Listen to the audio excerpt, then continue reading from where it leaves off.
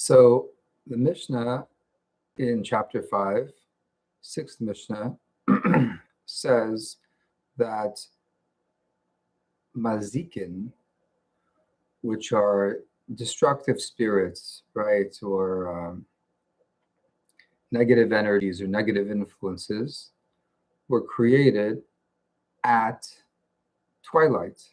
And we discussed previously that twilight is a very special time that's both day and night, and neither day and night. It's where the infinite and the finite fuse into the week, from the weekday to the seventh day to Shabbat, from the sixth millennial to the seventh millennial. And so this holy, very powerful time, which is where the kind of exceptions to the rule are created. Here we have, out of the blue, when we're talking about, for example, the mouth of the well that referring to Miriam, or the donkey that blessed us, the script, the shamir worm that was able to go through the stone.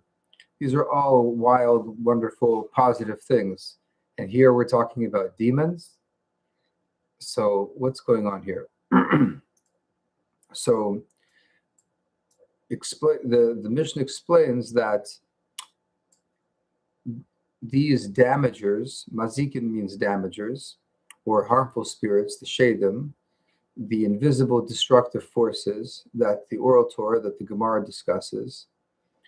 In Gemara Brachas 6a, it says that if the eye could see them, that no one would be able to stand. So you wouldn't be able to live if you could see it.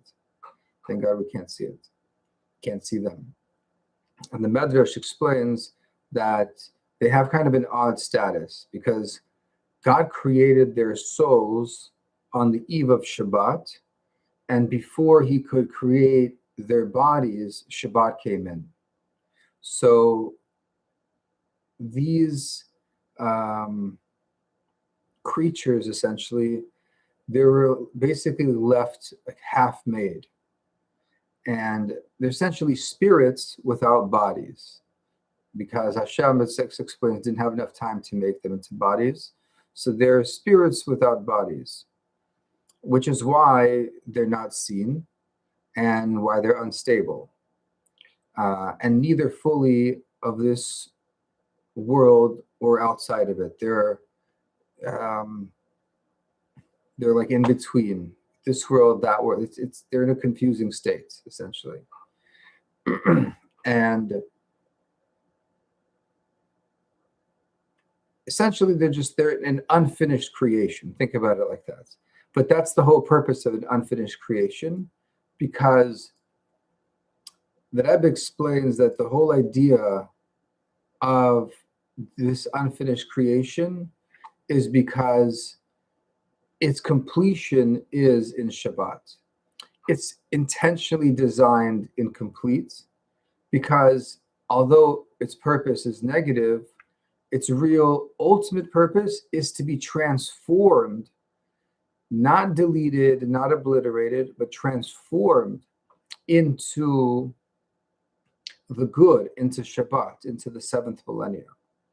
So it's a unique thing because it's although this, we're talking about unique, destructive, negative forces, definitely not salvation type of forces. Okay, it's about negative forces. However, that's the whole kind of idea that they're meant to be used to push us. They exist to push us out of our limits to actualize our potential for the better. In other words, they have a purpose to them that is ultimately good and good for us, and ultimately good for them because they achieve their purpose in being transformed for the good when the good happens as a result of their destructive energies. So it's a wild idea here, but ultimately these quote unquote demons, these negative energies, these damagers, from the lens of Hasidus, they ultimately, what's called iskapchak, they transform the whole half-made existence or unfinished creation into a complete creation. And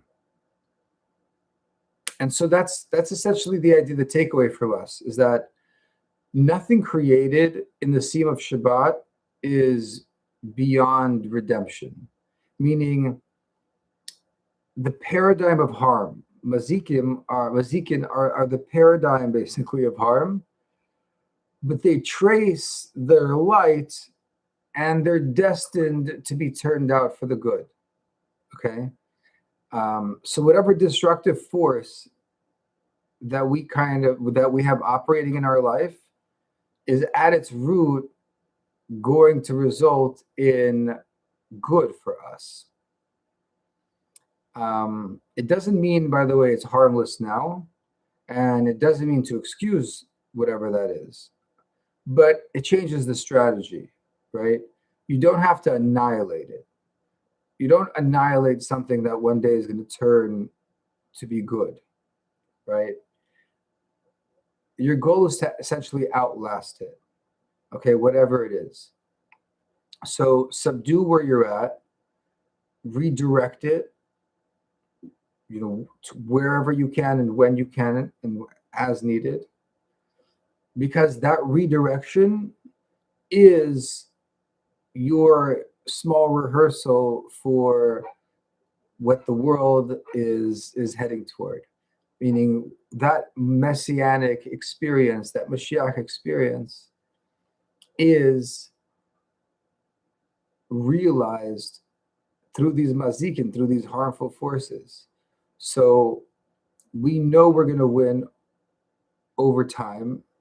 And if we know we're going to win over time, then we don't have to worry about annihilating it. We just have to stay the course with joy, because we know that's the appropriate remedy for dealing with damagers. Tzlach Rabbah.